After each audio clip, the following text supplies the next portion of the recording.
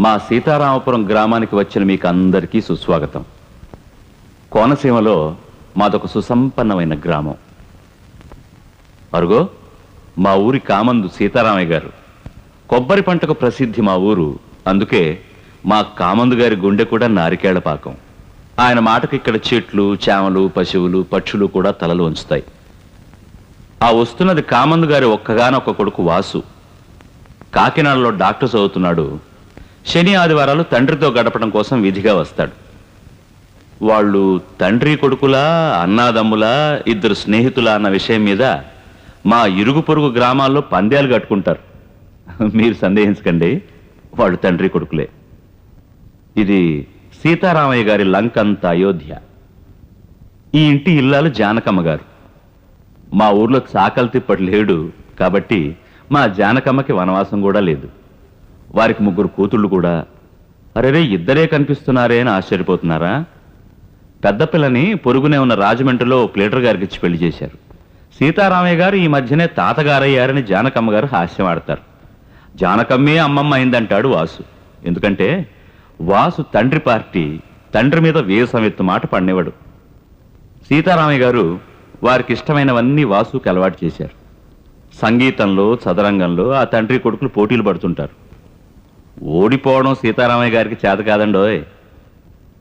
బూరుగుపూడి మున్సబ్ గారి అమ్మాయితో వాసుకి పెళ్లి ఖాయం చేశారు సీతారామయ్య గారు.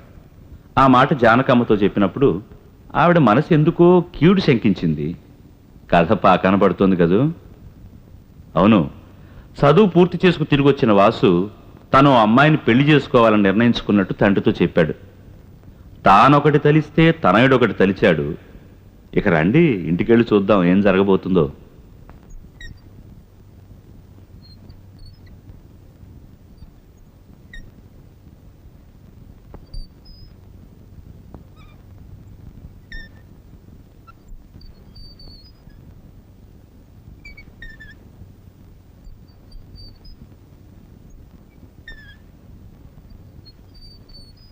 మూడు సంవత్సరాలుగా సుమతిని నేను ఎరుగుదును. ఆమెనే పెళ్లి చేసుకుందామని నిర్ణయించుకున్నాను. ఆమె నా మీద ఎన్నో ఆశలు పెట్టుకుంది. అది కాదురా తమ్ముడు, నాన్నెవరికో మాట ఇచ్చారు. నేను మనసిచ్చానక్క. వాసు, నీకు తెలుసు మీ నాన్నగారి మాటకి ఈ ప్రాంతంలో ఎంత విలువ ఉందో. బావా, అలాంటి తండ్రి కడుపున పుట్టి నేను మాట తప్పడం మా నాన్నకి విలువ. అయితే ఏమంటావురా? మీ నాన్నగారు తెచ్చిన సంబంధం చేసుకోవా? చేసుకోలేను. నేను కోరుకున్న అమ్మాయిని చేసుకోవడం మీకు ఇష్టం లేకపోతే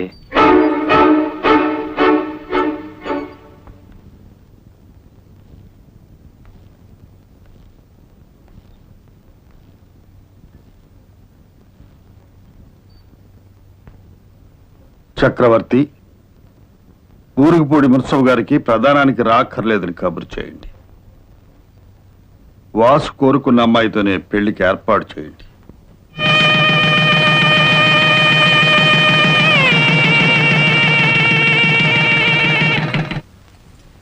నాన్న, కోరుకున్న సుమతినిచ్చి పెళ్లి చేయడంతో ఎన్ని జన్మలకి మీ రుణం తీర్చుకోలేనేమో అనిపిస్తుంది. నేను సుమతి ఇద్దరం డాక్టర్లమే. ఎక్కడో పట్నంపై ప్రాక్టీస్ చేయడం మా ఇద్దరికీ ఇష్టం లేదు. జీవితాంతం ఇక్కడే ఉంటూ మనలోనే ప్రాక్టీస్ చేద్దాం అనుకుంటున్నాం.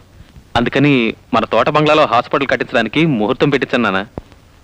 పగలంతా హాస్పిటల్, రాత్రి అయితే మన ఇద్దరం చదరంగం. చెప్పక్ జానకి,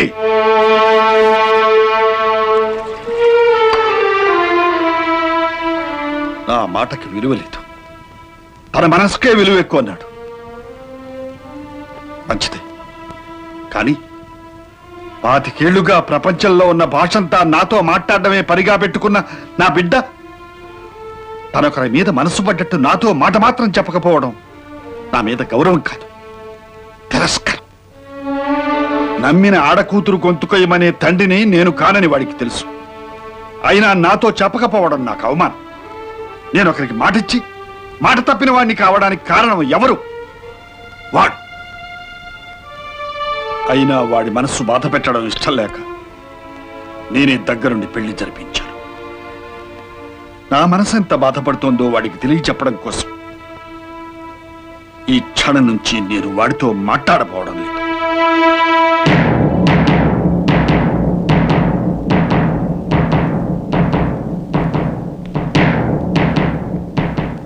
ఆసుపత్రి కట్టుకుంటాడో ఆస్తి అంతా మూట కట్టుకుపోతాడో వాడిష్టం, అది వాడి హక్కు. కానీ నాతో మాట్లాడే హక్కు మాత్రం శాశ్వతంగా పోగొట్టుకున్నాడు. జానకి, అది వాడితో చెప్పు.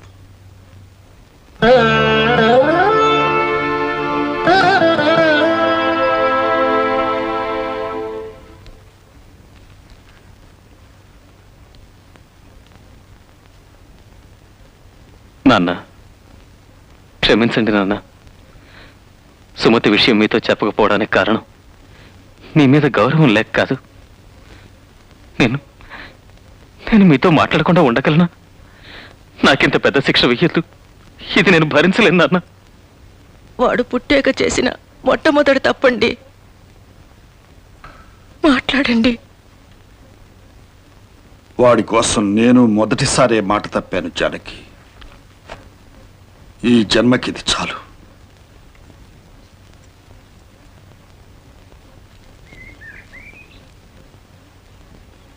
నాన్న, తమ్ముడి ముఖంలో పెళ్లి కళ పోయి ప్రేత కళ కనపడుతోంది.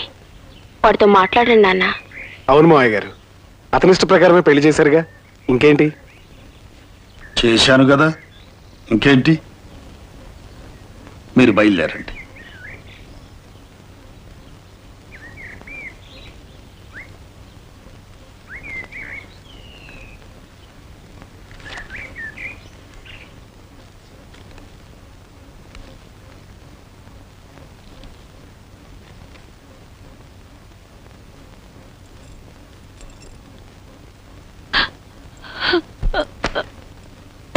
ఏమ్మా,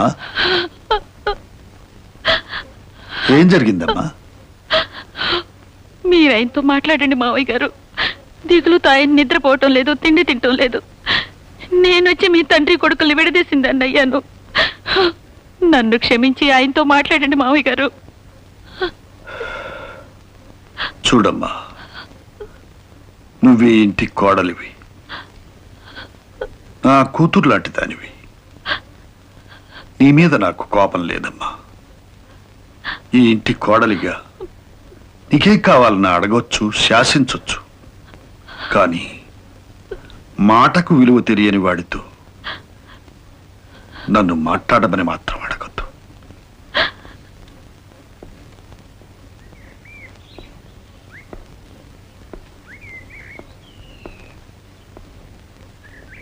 వెళ్తున్నాను నాన్న.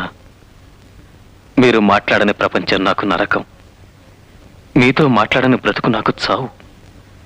పెళ్లి చేసినట్టే చేసి నాకు మరణశిక్ష విధించారు. మీరిచ్చిన ఈ జన్మకి ప్రయోజనం ఉండాలంటే నేను చావకూడదు. అందుకే ఈ ఇల్లు విడిచి, ఈ ఊరు విడిచి వెళ్ళిపోతున్నాను. ఎప్పుడు మీరు నన్ను క్షమించగలిగితే అప్పుడు నాకు కబురు చేయండి. మీ పాదాల దగ్గరికి వచ్చి వాళ్తాను. అంతవరకు సెలవు.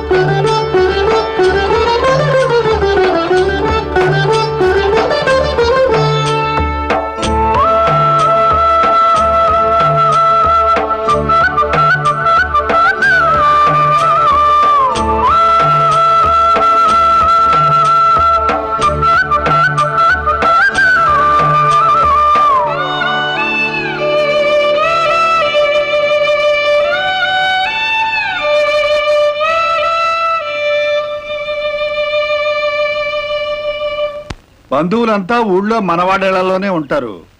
రాజమండ్రి హోటల్స్ లో కొన్ని రూములు వేయించు, పెళ్లి కొడుకు స్నేహితులు వాళ్ళు ఉండడానికి. అలాగే మావయ్య గారు, ఈ ఇబ్బందులన్నీ ఉంటాయనే అమ్మాయి పెళ్లి రాజమండ్రిలో చేద్దాం అనుకున్నాను. ఊరుకోవయ్యా, నా పెద్ద కూతురు బిడ్డ మనవరాలి పెళ్లి నేను బతికొండగా నా ఇంట్లో కాకుండా నీ ఇంట్లో చేస్తావా? బాలేవాడివే. కానీ ఎరోయ్, అగ్రికల్చర్లో బిఎస్సి పెళ్లి బద్దిట్లో అరటి బోతలు కట్టించమంటే దుంపలతో సహా తెప్పించావంట. ఇది ఎక్కడ అగ్రికల్చర్ బిఎస్సిరా? మరేనన్నా, వీడికి పెళ్లి కొత్తే, అగ్రికల్చర్ కొత్తే కదా. అందుకే నీతో అన్నాను నా దగ్గర పడేయమని. ఓ సంవత్సరం తిరిగి వచ్చేలోగా వాడు ఎలా తయారవుతాడో చూడు. రే, అక్కడ తోరణాలు కట్టినట్లేరు, వెళ్ళి కట్టించు. మావయ్య గారు పెళ్లి కొడుకు తరఫు వాళ్ళంతా పట్నం సరుకుట. వాళ్ళకి మన పల్లెటూరు సాంప్రదాయం దర్జా తెలియజేయడానికి చిన్నాపురం నుంచి భోగమేళం తెప్పించి మన తోటలో దింపించమంటారా? కొత్తగాను వెరైటీగాను ఉంటుంది. గోవిందరావు, కొంచెం నోరు మోస్తావు, వెళ్ళి తోటలో గాడిపోయిలో తవ్వించు. అది ఎప్పుడో పురమాయించారండి, మీరు నిశ్చింతగా ఉండండి. ఇల్లరి కప్పుడలు అంటే మాటల కాల్చి రమ్మంటే చూసొస్తా. ఒరే నాన్న, సామెత అది కాదురా, చూసి రమ్మంటే కాల్చి రావాలి. నోర్మయ్య, పిల్లలు వచ్చి గుడ్డును వెక్కించించా. గుడ్డొచ్చి పిల్లన్రా. నిన్ను రే, ఆ.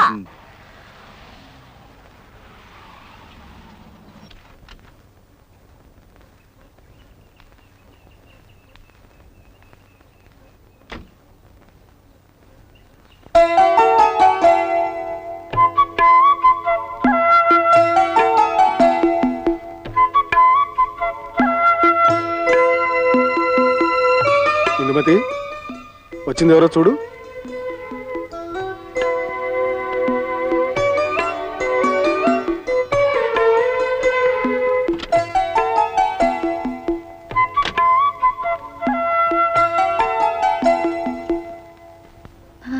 ఇది సీతారామయ్య గారి ఇల్లే కదండి? అవునమ్మా. నేను సీతారామయ్య గారి మనవరాల్ని, అమెరికా నుండి వస్తున్నాను. డాక్టర్ శ్రీనివాసమూర్తి గారి అమ్మాయిని. వసే అమ్మమ్మ, వసే అమ్మ, మీరంతా వినండి. సీతారామయ్య గారి మనవరాలు వచ్చింది. సీతారామయ్య గారి మనవరాలు. ఏమిట్రా మనవరాలా? అవునే, అమెరికా నుంచి వచ్చింది మనవరాలు. రండి రండి, సినిమా హీరోయిన్ లా ఉంది. నాకు నచ్చింది, రండి. అమ్మా నాన్న రాలేదండి, నాన్నకి తీరుబాటు కాలేదు. అమ్మ నాన్నతో ఉండకపోతే వీలు కాదు. అందుకే పెళ్లికి నన్ను వెళ్ళమని పంపారు.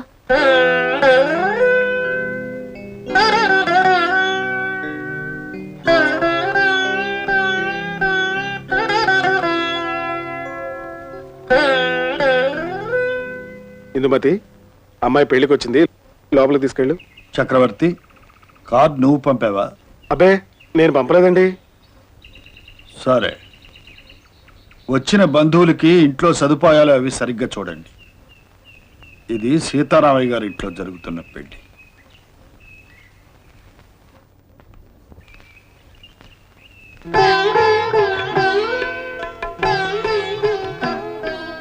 నానమ్మా, రామ్మా.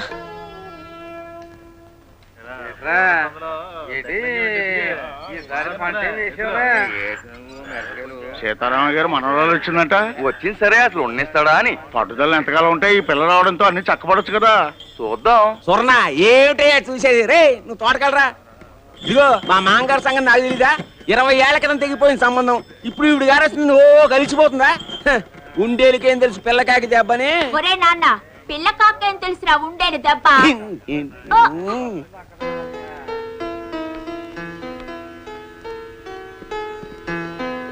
మావయ్య, నీకు ఈ పెన్సెట్ నాన్నిమ్మన్నారు. ఓ, థ్యాంక్ యూ. అత్తయ్య, నీకు రిస్ట్ వాచ్ బాగుందా? చాలా బాగుందమ్మా. నువ్వు ఒళ్ళు చేసావని మా నాన్నకు తెలీదు. చైన్ పట్టకపోతే లూజ్ చేసుకోవచ్చు. పెళ్లి కూతురే. ఓ, నువ్వే నా పెళ్లి కూతురు. నీకు మేకప్ కిట్ తెచ్చాను. పెళ్లి రోజు నీకు నేనే మేకప్ చేస్తాను, రైట్?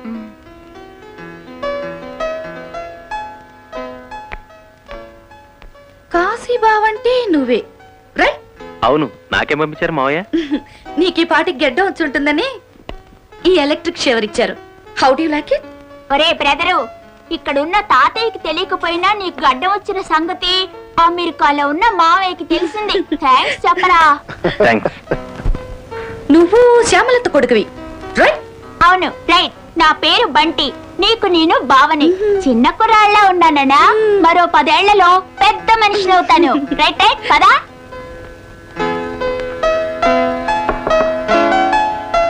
ఏమిటతయ్యా ఏం చేస్తున్నావు?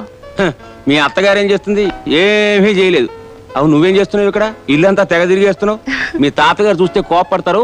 ఎక్కడికి వెళ్ళి దాక్కు. ఆ కేర్ నేను తీసుకుంటాను రైట్. మీ టేస్ట్ మా డాడీకి తెలియదు. ఈ పెర్ఫ్యూమ్ ఇమ్మన్నారు రైట్. అత్తయ్య, ఇవి అమెరికన్ డైమండ్స్ నీకోసం. మా అన్నయ్యకి నువ్వు కాక ఇంకెంతమంది పిల్లలమ్మా? నేను ఒకదాన్నే. ఒక్కదానివా? అంటే నువ్వు పుట్టాక మీ అమ్మ కూడా సంసారానికి పనికిరాదు అని చెప్పేశారా డాక్టర్లు? అదేంటి? నా గతి అంతే అయింది కదమ్మా. ఈ బంటిగాడు పుట్టాక మీ అత్తయ్య లేస్తే కూర్చోలేదు, కూర్చుంటే పడుకోలేదు. నా కష్టాలు ఎవరితో చెప్పుకోను. కాళ్ళు చాపుకుంటే కడుపు వచ్చి పడుతుంది. అంటే వాడి మొహం. ఒరే నాన్న, పాపం అమెరికా నుంచి ఇప్పుడే వచ్చిందిరా ఇది. దీనికి తెలుగే సరిగ్గా తెలీదు. నీ తిరకాసు సామెతలతో బెదిరించకురా. నువ్వు వెళ్ళు. పద పద పద పద. వస్తాను అత్తయ్య. బాయ్. అమ్మమ్మమ్మ, నీకు మతిగానిపోయింది ఏమిటే? ఇవి అమెరికా డైమండ్స్. అమెరికాలో కులం గోత్రం ఉండదు. నీలాంటి కులస్త్రీలు ఇవస్సలు ముట్టుకోకూడదు. కరెక్ట్ రా నాన్న. టైం అయిందిగా చిన్నాపురం బస్ కి. అక్కడ ఉన్నారు కులస్త్రీలు. గాడిద కొడక. ఒప్పుకున్నావుగా గాడిదా. రాత్రికి తొందరగా వచ్చేయండి.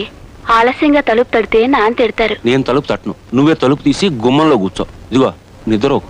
సరే, మరీ ఎక్కువసేపు మేల్కోకండి, ఆరోగ్యం పాడైపోతుంది. అది సర్లే. నీ అనారోగ్యం వల్లే కదా నాకు ఈ పాటలన్నీ.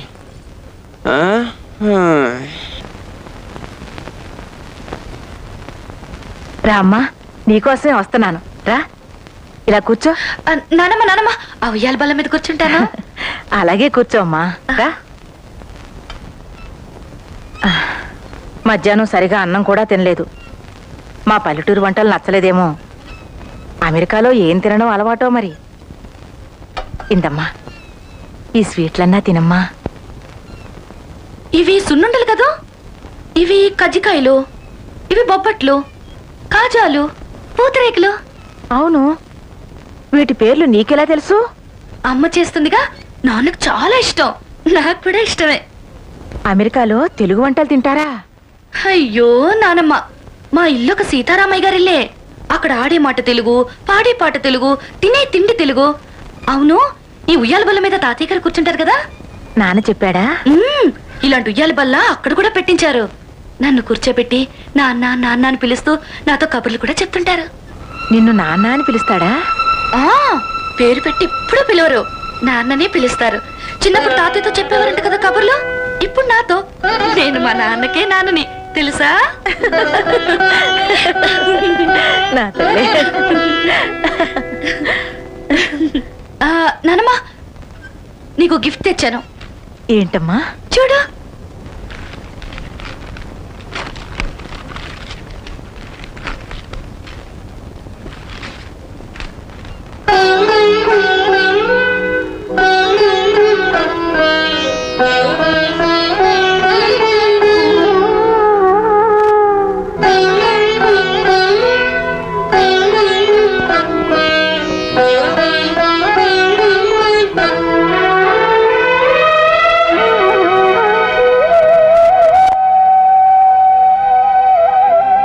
ఇది అమ్మ, నాన్న, నేను.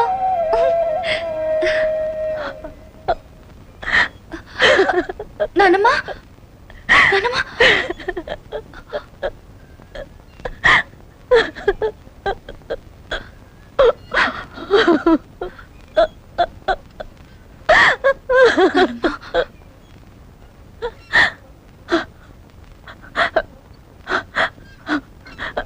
మా తల్లి,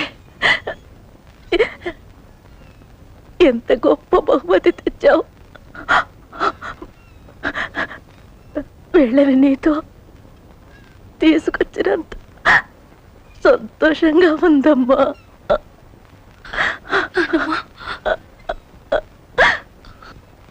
నానమ్మా,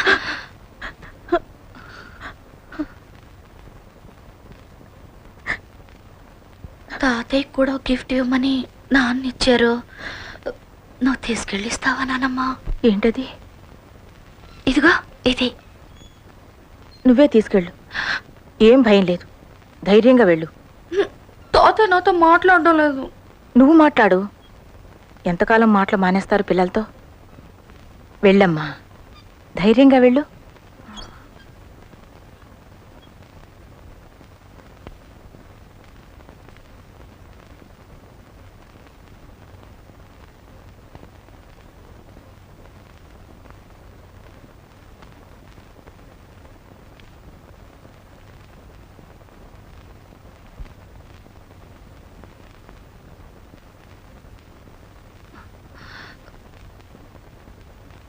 తాతయ్య,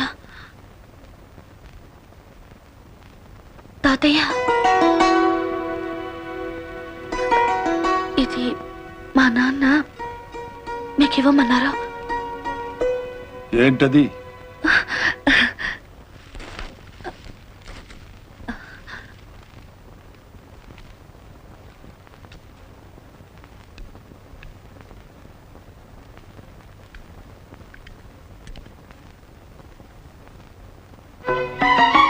అంటే నేను 3 కాళ్ళ ముసలానయ్యానని ఎక్కిరిస్తున్నాడా మీ నాన్న? ఊతకి చేతికర పంపించాడా?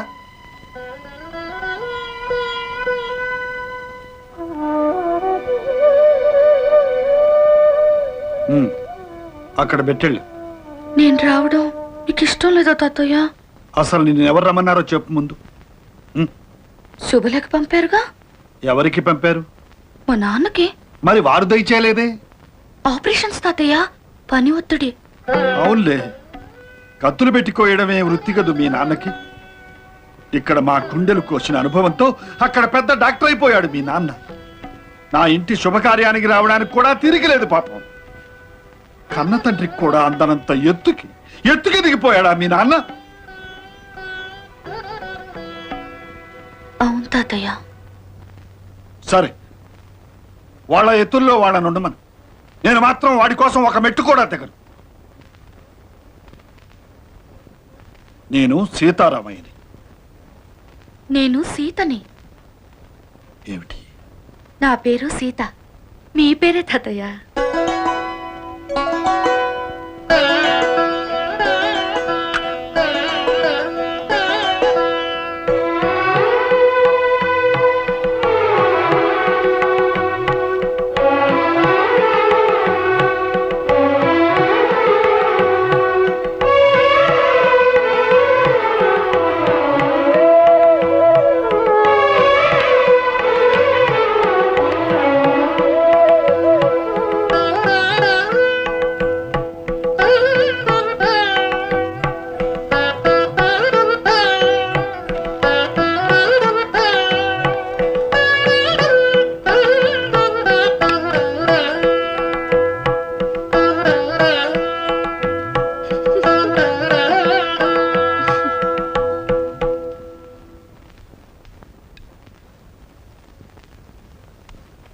ఏంటది? కనిపించడం లేదేంటో. ఎక్కడిది? ఎక్కడిది? ఆ పెళ్ళిచ్చింది బహుమతి నాకు. అక్కడ నా నెత్తి మీద పెడతావెందుకు? పెట్టుకున్నంతకాలం నెత్తిమీదేగా పెట్టుకున్నారు. ఇప్పుడు మాత్రం ఏమైంది? భూమి గుండ్రంగా ఉంటుందట. అమెరికా సరిగ్గా మనం ఉన్న చోటికి అవతల వైపు ఉందంట. అంటే ఇప్పుడు మన నెత్తి మీదుగా వాడు, వాడి నెత్తి మీదుగా మనం ఉన్నాం. ఏం చేస్తాం? అది సరే, ఇవన్నీ నీకెవరు చెప్పారు? ఆ పిల్లే. పిల్లంటావేంటి? పిల్ల? ఆ పిల్లకి ఓ పేరుంది. నా పేరే సీత, తెలుసా? తెలుసు. మీ పేరు కాబట్టే పేరు పెట్టి పిలవలేదు. తెలుసా?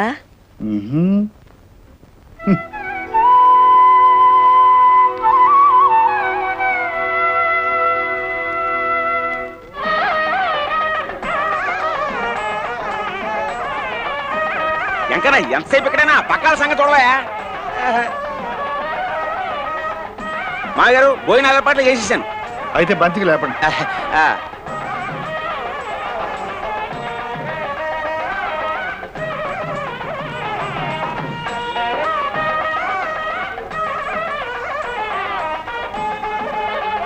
చమల తాళం చెవులు ఎక్కడ పెట్టావు?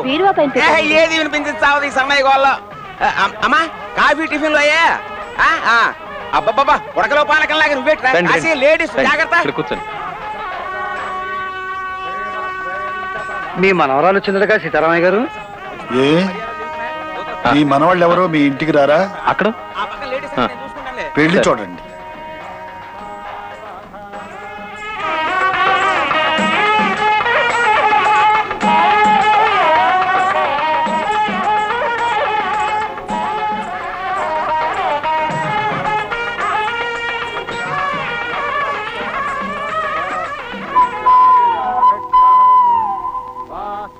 ఈ అమ్మాయి ఎవరండి? ఇది మా వాసు కూతురు అమెరికా నుండి వచ్చింది. పాపా నీకు తెలుగు తెలుసా? ఒక్కదానివే వచ్చావు, భయమే లేదు. ఉంటావా వెళ్ళిపోతావా? అబ్బబ్బబ్బా పాడు ప్రశ్నలు అలా మీద పడి అడక్కండి. అసలే అమెరికాకి ఇక్కడికి వాతావరణంలో తేడా. మీరిలా మూగిపోతే పిల్లకి ఊపిరి ఆడదు.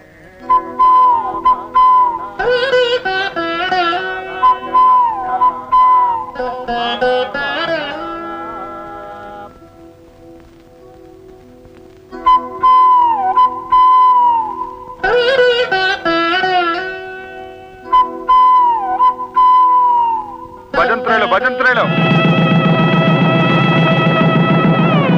చదివింపుల కార్యక్రమం. గోవిందరావు ఏంటి మామగారు?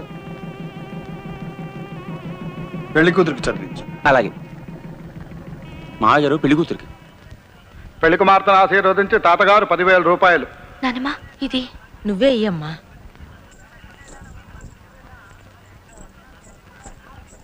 అత్తయ్య నాన్న పెళ్లి కూతురికి ఇమ్మన్నారా? పెళ్లి కుమార్తెను ఆశీర్వదించి అమెరికా మేనమామ డాక్టర్ శ్రీనివాసమూర్తి గారు $10,000. బాగా సంపాదిస్తున్నట్టున్నాడే మీ వాడు. మీరు 10,000 చదివిస్తే మీ వాడు $10,000 చదివించాడు. అంటే 17 రెట్లు ఎక్కువ కదూ. ఎంత ఎక్కువైనా ఖర్చు విషయంలో ఇక్కడ రూపాయి ఎంతో అక్కడ డాలరు అంతే. అదో గొప్ప.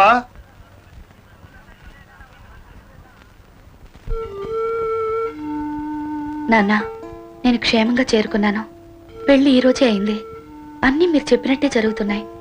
మీరు రాలేదని తాతయ్య కోపం వచ్చింది. నానమ్మ మాత్రం నన్ను చూసి మిమ్మల్ని చూసినంత సంబరపడుతుంది. ఇక్కడ నేను కలిసిన వాళ్ళందరూ నాకు బాగా నచ్చారు. చిన్నప్పుడు మీరు పెరిగిన ఊరు చూస్తుంటే నాకెంతో ముచ్చటగా ఉంది. మీరు ఎంత అదృష్టవంతులు నాన్న.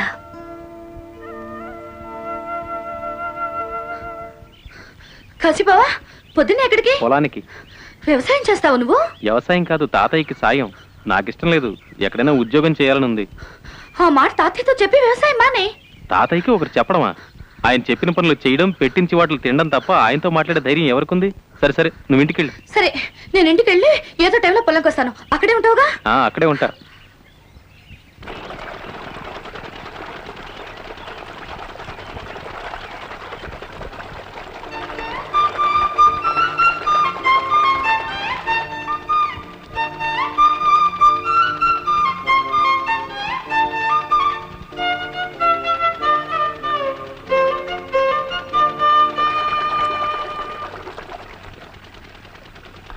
నువ్వు వైలిన్ ఇంత బ్రహ్మాండంగా వస్తావు నాకు చెప్పలేదే? వస్తే సీత వీడు పైత్యాలు రాస్తాడే. పైత్యాలా? వాడి మొహం. కవిత్వానికి తాతయ్య పైత్యం తిడతాడులే. నువ్వు కవిత్వం రాస్తావా? అయితే నేను ట్యూన్ కట్టాను, నువ్వు పాట రాయాలి. రైట్? వస్తే సీత నువ్వు ట్యూన్ కట్టడం వీడు పాట రాయటం. గాడిదలో గాడిదలు ఈ తోటంతా గోవిందా గోవిందా. నిన్ను ఆగు.